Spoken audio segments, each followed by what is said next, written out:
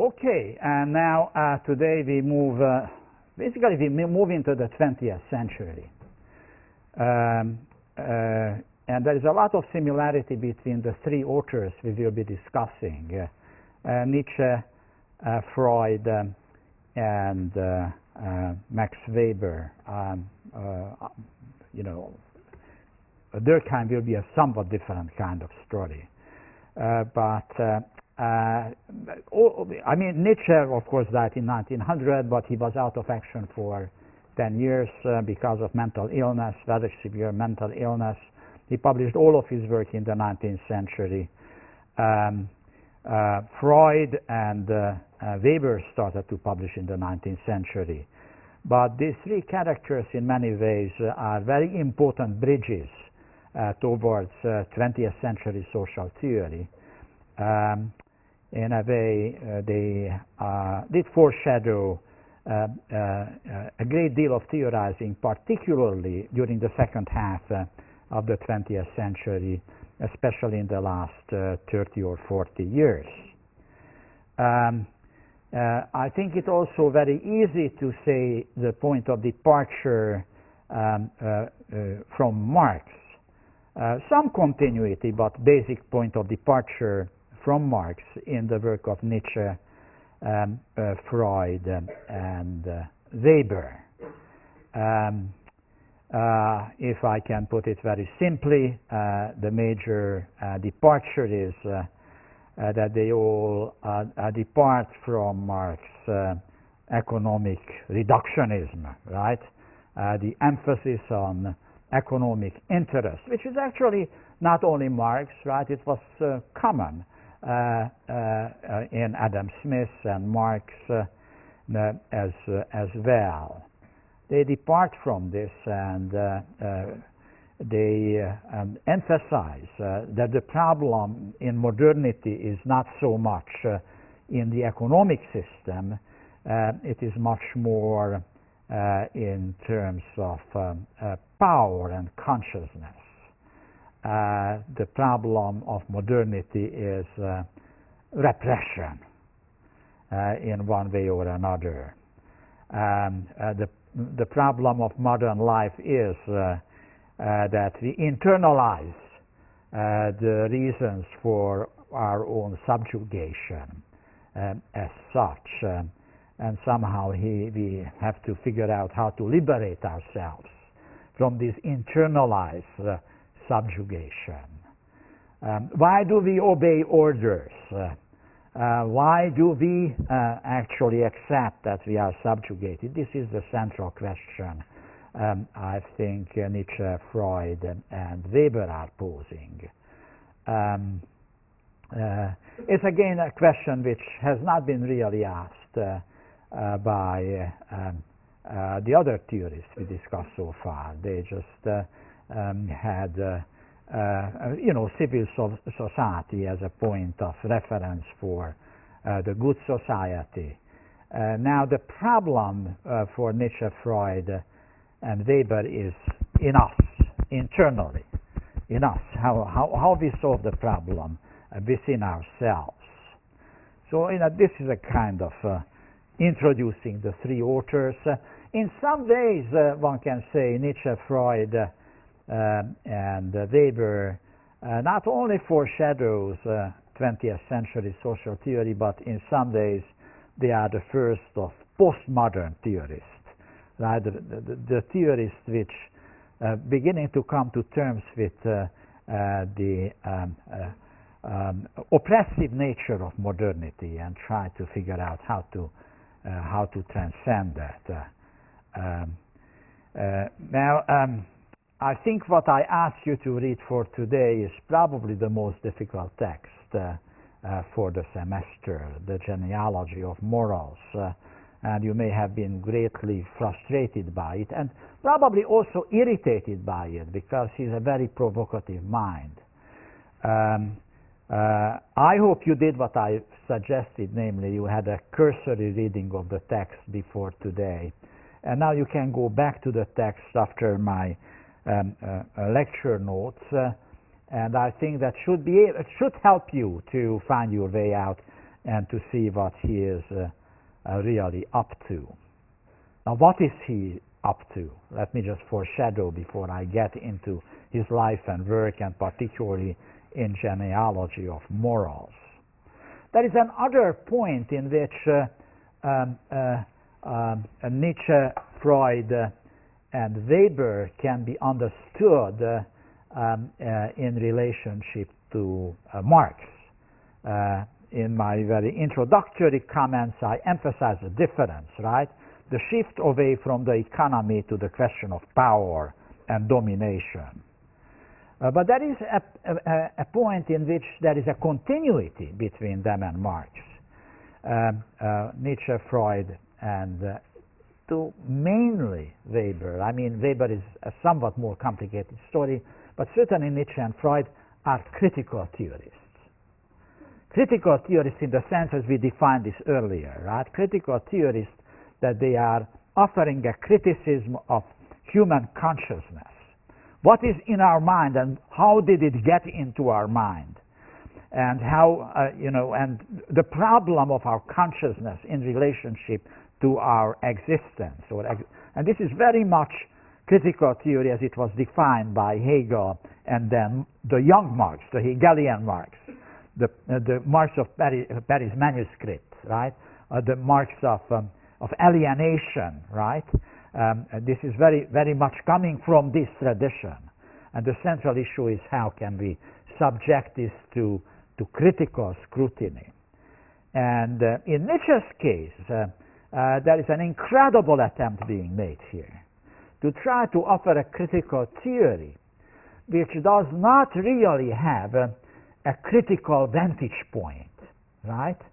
All critical theories of Hegel and Marx and 20th century critical theory do have an idea of a good society, of an emancipated human existence. And they criticize the reality, the society, what they are analyzing, from the point of view of this critical vantage point. Nietzsche is different. He is really the most radical of critical theorists, and in the 20th century, the theorist which builds the most consistently on it is Michel Foucault, right? To try to create, right, a theory which is critical of existence and our consciousness, but critical without telling you what is good, right? What you should be aspiring for. And that's exactly what Nietzsche is trying to do. It is sort of the squaring of the circle. Can you be critical of a situation if you cannot tell what is the good outcome, right? Can you actually subject the very notion of the good society, the good, to critical scrutiny? This is what he's trying to do, right? To offer such a theory. Freud is different, right? Freud is a critical theorist beyond Hegel and beyond Marx. He does agree with Marx that we have to find some critical analysis which is rooted in our senses experiences, and somehow we have to relate the problems of our consciousness to our senses experiences, right?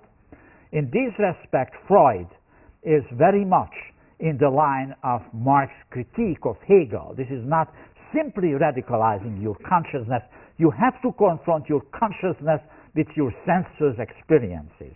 But he's different from Marx, because I pointed this out earlier very briefly, because in Marx this senses activity is production. It is economic activity. For Freud, it is our sexual experiences, right? And he offers a criticism of our consciousness by confronting us with our repressed sexual experiences in our earlier life, right? So this is a critical theory, right? He said, what you think is in your mind is right. No, no, no, it isn't, right? You have to think about all of your experiences of your earlier sexual life And then when you figure out what you repressed as bad memories, that's when you will actually be able to have a healthier psychic life, right? Well, Weber is more complicated, and we will come back to this Weber's critical theory when we get to Weber and to the question whether he's a critical theorist at all. That has been highly debated. Okay, I think now we are ready for Friedrich Nietzsche. And I hope this makes more sense now for you, right? What you were reading, right? Right? And let me just emphasize one more time, right? The big project in Nietzsche is to offer a critical scrutiny of human mind, but not to have any critical vantage point, right? To criticize the very principles of good society and good to critical scrutiny. Where does it come from? Then we have the conception of good, right, and good society. That is his project. It's an incredible intellectual venture, right? As I said, it is this kind of squaring of the circle, what he does, but he does with a great deal of power. And he does it extremely provocatively. I will put up a couple of quotations for it, which are outrageous. Don't walk out on it, right? Wait a little. Hold your breath. Listen. This is outrageous what he's saying. He's a provocateur. He is like Rousseau. He's only worse than Rousseau, right? He provokes us even more than Rousseau. But, you know, deep down, he's a very sensitive, you know, very humanistic human being, right?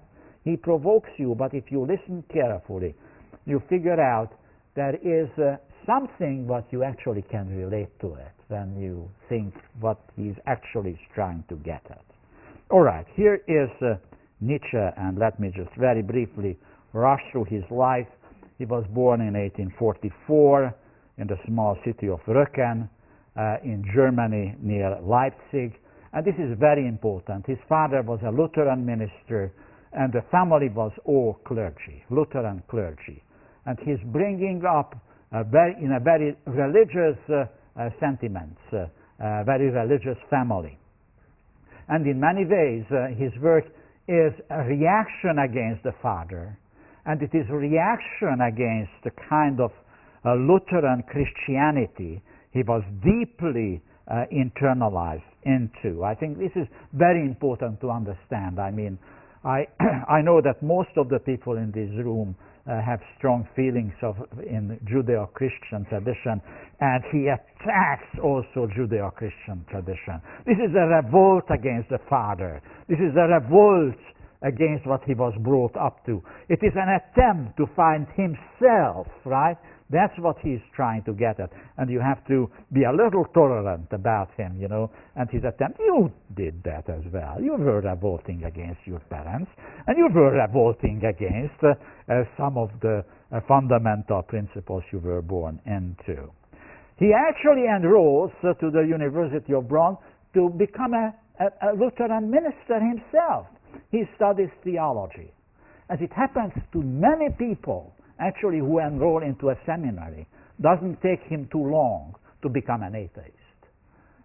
Very often, you know, the seminaries are the best training grounds for atheists, right? You're beginning to see somehow the complexity of theological thought. This is what he experienced. So he quits after a year. He realizes he's on his way to become an atheist, right? And he will not become a minister. Actually, this happened to my brother as well. He actually did not quit. He did finish. He was also trained as a Lutheran minister. But by the end of his theological training, he was. I don't think he ever confessed, but he was actually an atheist. So I have personal experiences, right? What theology can do to you, right? Okay, then 68, there is a very important event in his life. He meets the greatest composers of his time, Richard Wagner, and they become great friends for a time, and they become bitter enemies later on, and it is very important why this happened. He is appointed as professor of classical philosophy at the University of Basel before he got actually his degree, but he doesn't do it for too long, right? He is only teaching for 8 years in his life, and then he retreats and he sacrifices his life to scholarly activity, spends a lot of time in Italy, and if he's in Switzerland, in a small, beautiful spot, Sils Maria. He also meets in 1973 Paul Rée, a German philosopher who has a great deal of impact on him, who introduces him in 1982 to Lou Salome, his only real but very passionate lover, and I will say a few words about this later on. In 1988, he becomes mentally ill. The story of his beginning of his mental illness tells you a lot about him. He is in Genoa, in Italy, and then he walks on the streets, and then he saws a carriage driver beating the horse vengefully. And then he suddenly cuddles the horse, beginning to cry, and his mind is gone, right? He falls deeply into mental illness. He never recovers anymore. I think tells a lot about who Nietzsche as a human being was, right? And how actually, how much compassion he could have with suffering, right? This work, what you were reading, has a lot to do with suffering and gives you a devastating view what human suffering means. Anyway, he's care of his mother until she dies, and then his care, unfortunately for him, to his sister Elizabeth, and he dies in his home in 1900. Now, a bit about Elizabeth Nietzsche. Here she is. She was born 2 years after Nietzsche, and he married a guy whose name was Bernard Förster in 1885, and Förster was one of these proto-Nazis. He was a fanatic anti-Semite. He was very attracted to this idea of the superior Aryan race, and he actually created an Aryan colony in Paraguay and moved with Elizabeth to Paraguay in a pure German community. Some remains still exist, and if you are a devoted neo-Nazi, you may want to visit Paraguay, because there are some of these guys here still hanging out there. They look like Indians because, of course, not very pure Aryan nation. They are not blonde and blue eyes any longer. They intermarried with the locals, right? But anyway, this is what he wanted to do. It didn't work very well, so at one point he committed suicide, and Elizabeth returned to Germany. Well, I think it's very important that Nietzsche, after she got married, broke the relationship with his sister. He just could not stand his brother-in-law and his anti-Semitism. Though you will see some of the citations which sound very anti-Semitic, he was very intolerant about anti-Semites. This was one of the reasons why he broke his relationship with Richard Wagner. But in 1994, Elizabeth created the Nietzsche archive. Nietzsche was insane, and he had a lot of unpublished work, manuscripts. He put it together into an archive, and he abused it as much as she could. She turned into a right-winger, and with the rise of Nazism, a Nazi, an admirer of Hitler, and he put together a lot of Nietzsche tests in order to fabricate a Nazi ideology out of Nietzsche. And some, therefore, have been reading for a very long time Nietzsche as an ideologue of Nazism. So did Adolf Hitler, who actually even attended the funeral of Elizabeth in 1935 when she died. Well, I think people who read Nietzsche carefully and who have seen now Nietzsche's original work published rather than selections by Elizabeth have a great deal of doubt whether Nietzsche has anything to do with Nazism, though the story is complicated. Now, here we come, a nice triangle. Lou Salome, Paul Ray, and Friedrich Nietzsche. Now, I should show this picture after Freud. Remember that? Watch on it. It is a very Freudian kind of presentation. Louis Salome, Paul Ray in the middle, and Friedrich Nietzsche on the other side of the picture. Now, Lou, Paul, and Friedrich. Paul Ray actually comes from a very wealthy Jewish family, German Jewish family, for reasons which is beyond me. Occasionally, Nietzsche refers to him when they already broke up as the English psychologist. He was a German philosopher. Anyway, he became very good friends at one point. I mean, you know, Nietzsche was an impossible person. He fell in love with people and then he broke. Just strong love or strong hatred. There was nothing in between. But anyway, the idea of genealogy, which is probably the main piece in Nietzsche's work, is coming from Paul Ray.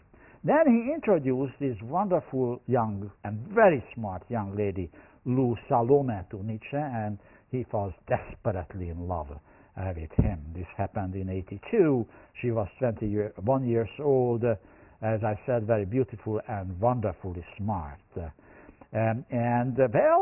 Nietzsche was hoping to marry her. I mean, he was opposed to the idea of marriage, but you know, he's writing letters to Paul Ray, kind of not aware that there is a relationship going on between Paul Ray and Lou, that he wants to marry her probably for 2 years or something. And anyway, I think by all likelihood there is an interesting love triangle going on here for a while. But Nietzsche is impossible, and Lou is a sane woman, and at one point she just cannot take his insanity anymore, and he moves to Berlin, lives for a while with Paul Ray, and then, though he is also opposed to marriage, you know, we are talking late 19th century, right? Very radical ideas about sexuality and marriage. But then he still married this guy, linguist called Andreas. Anyway, she was also a very smart woman. She at one point said they wrote a book together, Ray, Nietzsche, and herself, and she never published that. She said this was an experiment, a joint book by the three. We never, you know, as far as I know, it never had. Another important person in his life, Richard Wagner. Nietzsche was a music fanatic already in his boyhood, and when he read Wagner's piano transcript of Tristan and Isolde, he just fell in love with that. That was the music he was looking for. Why? He was a hero worshipper. That's why, you know, some people read still in him a kind of proto-Nazist. He likes strong, beautiful people who are heroic and do heroic act, like the Greek, right?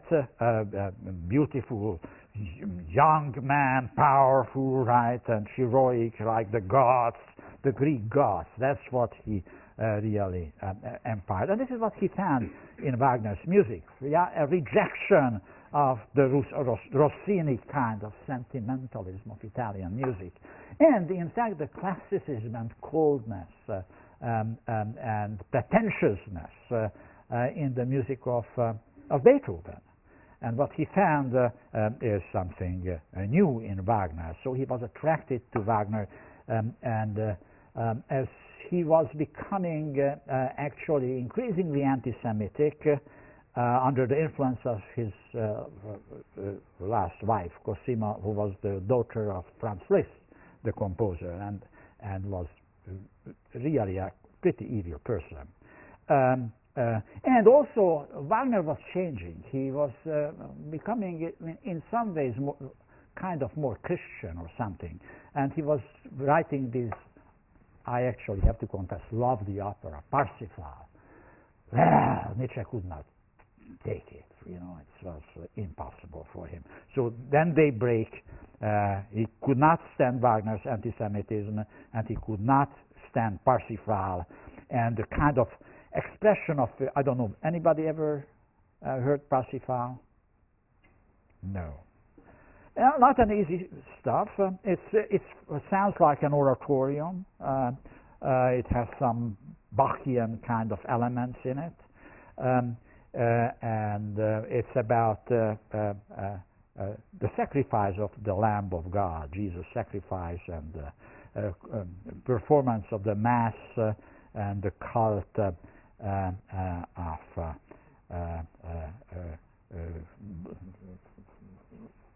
Jesus' blood as such. I mean, anyway, this was certainly, Nietzsche was not a buyer for it. Now, just a word about his first book, The Birth of the Tragedy, which, as I said, he was a great admirer of the Greek civilization. And here, his idea is that the whole human history is driven by the struggle between a Dionysian and Apollonian principle. Dionysian means, right, your sentiments, right? You act out of your instincts, and Apollonian means the reason as such. And the book contrasts enlightenment. Enlightenment is reason. It's a victory of Apollonian principle over the Dionysian principle. And he kind of rejected. This is why he's also kind of postmodern, right? He rejects enlightenment, and enlightenment, excessive rationalism. And this is why actually he liked Wagner, because he thought in Wagner the Dionysian and the Apollonian components are being combined, right? Passion and reason are put together, and Wagner loved the book. Then he writes the book 1879, Human Ode to Human, which starts from Voltaire and the sort of reification of the free thinkers. Now, he is a free thinker, and he also breaks with Romanticism, and follows Ray, and he said, well, what we have to do is to subject the Christian idea of good and evil to critical scrutiny, and not to accept that there is some general principle of good, and therefore he tries to develop the genealogy of morals. Now, as you can see, Wagner and Nietzsche are on collision course, right?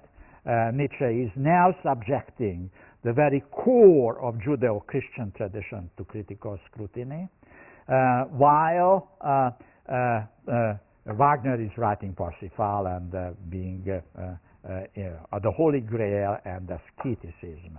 Wagner assumedly even has not read the book. He heard about it and rejected it. He did not buy anything about this.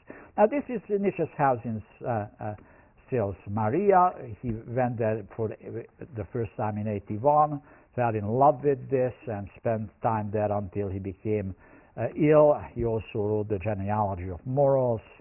He wrote to his mother, "Finally, I found the loveliest spot on earth."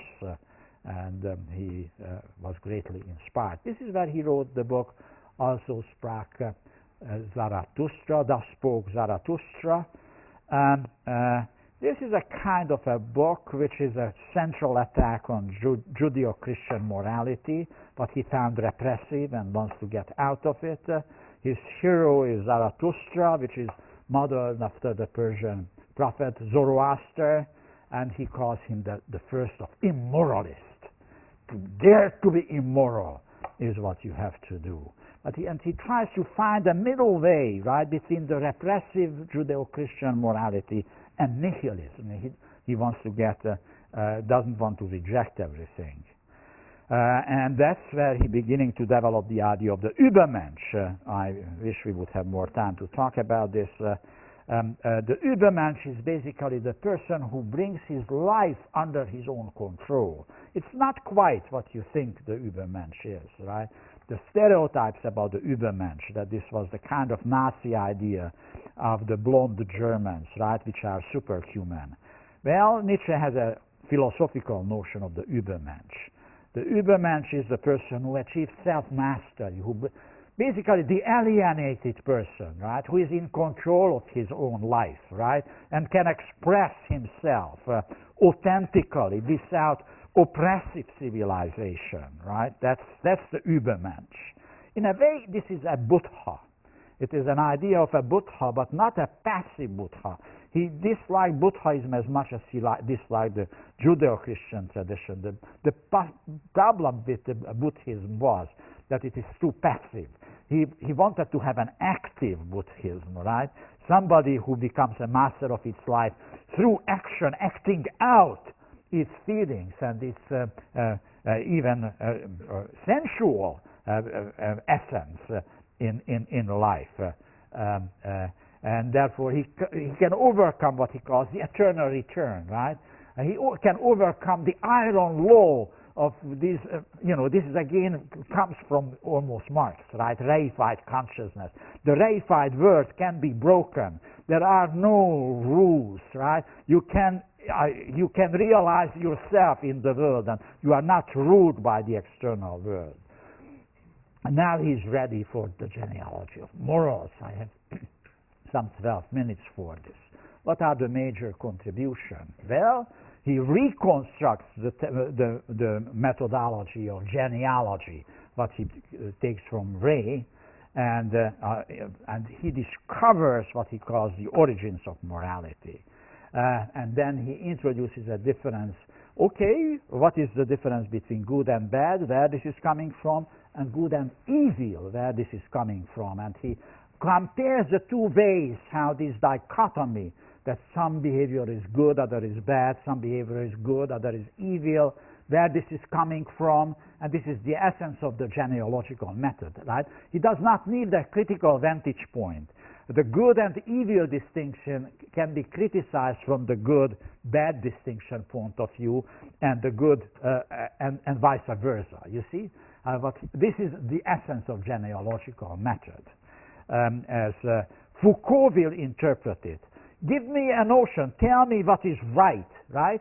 And what I do, I take the same conception back in history, and then we'll show what you think is right, just, or noble, has been at one point of time regarded as evil, what you should fight for.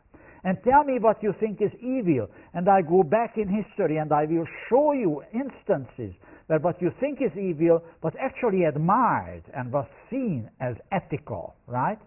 This is the essence, right, of the genealogical method, right? That you compare two ways how morality is being constructed, and you are criticized one from the point of view of the other without taking sides.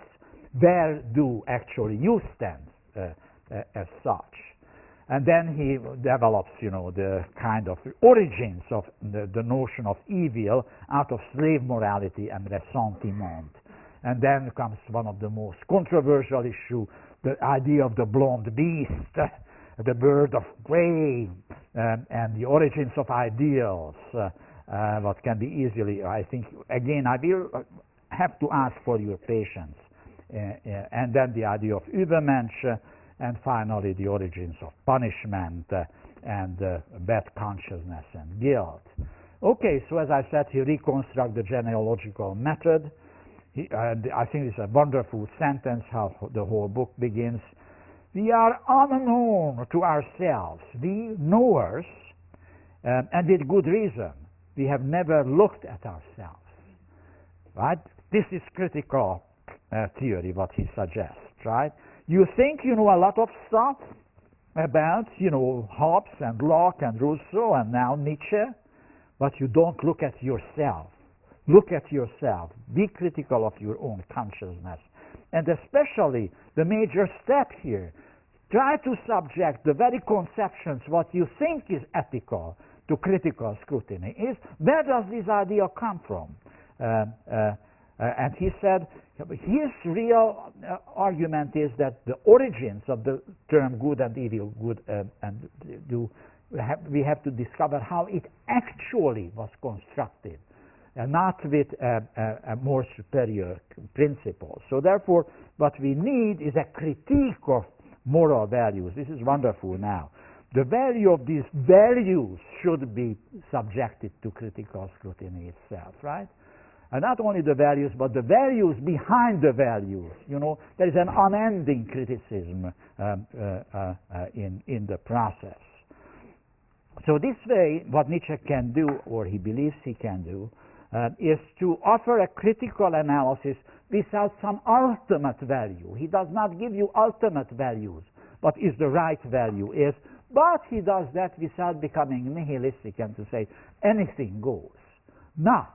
We can discover the miseries of the world. We can be upset. He could be so upset to cattle this horse which is beaten, right?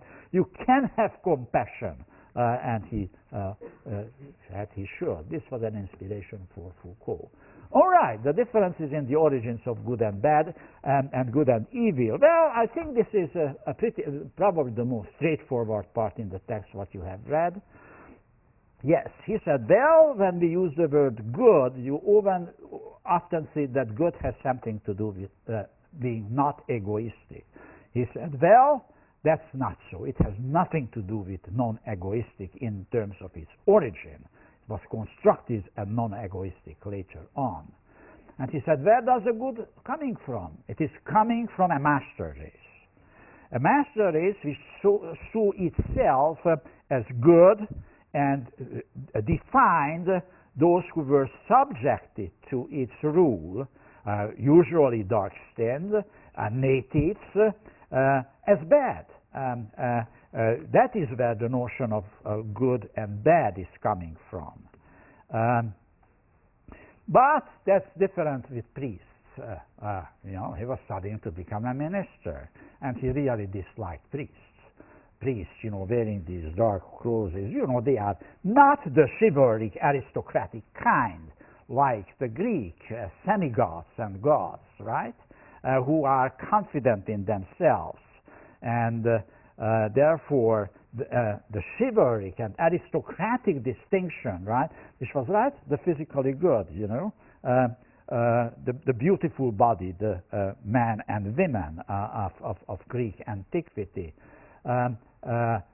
could see themselves as good, and others who were not as good, as crippled, they were bad.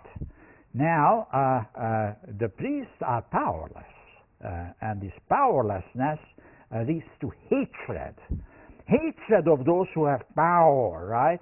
And now those who have power are seen by the powerless as evil, not simply as bad, but as evil. So now the contrast is not between good and bad, but between good and evil. But turned around is the power relationship. And now comes the slave morality. And, well, he said it was the Jews. That was the priestly nation, the nation of priests. And the origins of Christianity brought about this reversal, saying, only those who suffer are good, only poor, the powerless are good, right? The rich and those in power are evil, right? The slave revolt of moralities, he said, begins with the Jewish revolt, and this has 1,000 years of history. And you know what? That was victorious. This is the dominant morality of our times.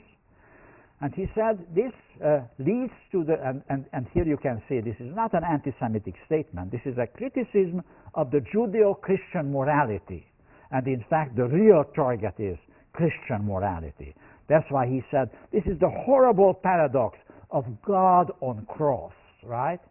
That is, when you sort of turn, right, those without sin to carry the sin of humankind, the self-crucifixion of God for the salvation of mankind, right? And this is this ressentiment, there is no proper English or German word for it, right? Now beginning to see the enemy not simply as bad as, I don't care, it is bad, I defeat it, but it is evil, it may even defeat me. And now comes the blown beast, another provocative statement. The center of all noble races, one cannot fail to see the beast of prey, the magnificent blonde beast, right? Avidly prowling around to spoil and victory, right? As I said, hero worship. But let's, is this the German blonde? He says, well, Europe viewed with horror the raging of the blood Germanic beast for centuries. But then he adds, Watch carefully, right? Although between the old Germanic people and us Germans, there is scarcely an idea in common, let alone blood relationship, right? This is not Nazi ideology, right? This is a kind of argument that being powerful, realizing yourself is actually what is desirable, what you should be striving for. Well, I think this is very important, right? This last sentence I'm quoting here. Right, what's happening in European situation is a kind of a leveling, right? Today we see nothing but wants to expand. We are getting thinner, right? We are not as strong as the statute in Greek statute were, right? And better natured, right? Cleverer, and more comfortable, right? And more mediocre. And he said, better, better. It smells. What a horrible modernity, right?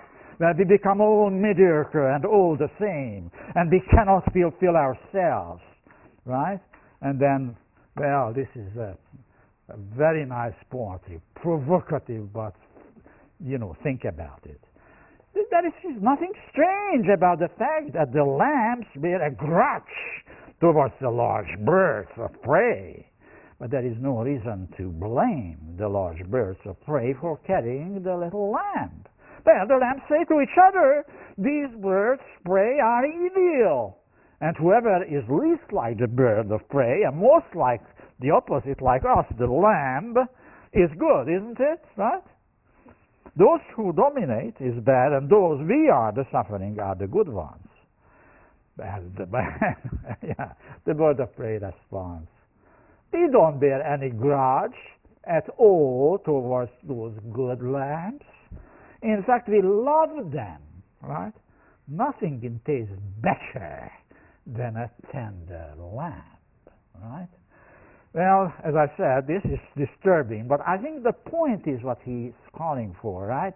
The self-fulfillment of individual and his desperation that in modern world we cannot fulfill ourselves. And here comes the workshop ideals where the ideals are fabricated.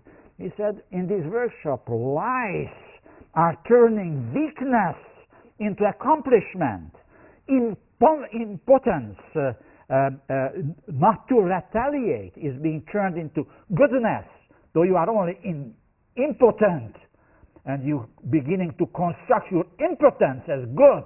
You are not good. You can't do anything about it. And submission to people that you hate, that's what you call obedience. Not because you really accept their superiority, because you are afraid of them. And then you construct a good notion out of this. Obedience, this is a good word. Now he said, they are also talking, love your enemy. And they are sweat while they are saying so, right? It's a big lie. You don't love your enemy. You hate the guts out of them. You say you love them, and meanwhile you sweat, right? That's what he said. This is the workshop, right, in which the ideals are created. This is where they call it the triumph of justice. You don't hate your enemy. Oh, no, no, no. You hate injustice, right? You create your enemy as unjust, right, and unfair. Rather think, well, this is my enemy, and he's stronger than me.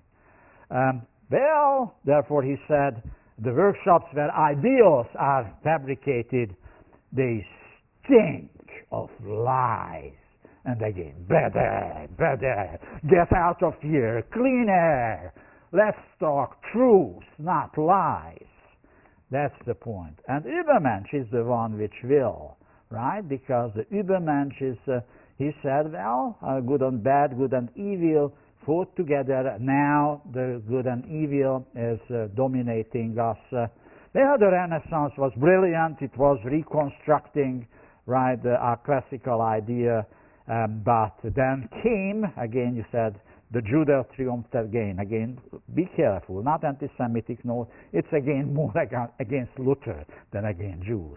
He said, thanks to the basically proletarian German and English ressentiment movement called the Reformation, right? That's his real enemy here.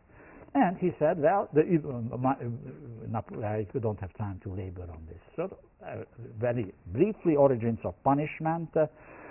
We have to forget. Forget is we have to suppress memories which were bad. And in order to suppress, there is mnemotechnics. That means that we are actually, pain is the most useful way how we forget what we have to forget. We have to remember, right? He said, these Germans, the nation of thinkers, made a memory for themselves with dreadful methods. Stoning, breaking on wheels, ripping apart, and trampling to death by horses. All right, I have to finish it now here, but I hope you get sort of the bottom line, right? The bottom line is have a radical critical theory which does not need ultimate value to be critical of false ideas and lies. Get truth, and the ideal is the person who can fulfill itself right in the world and conquer the world as such.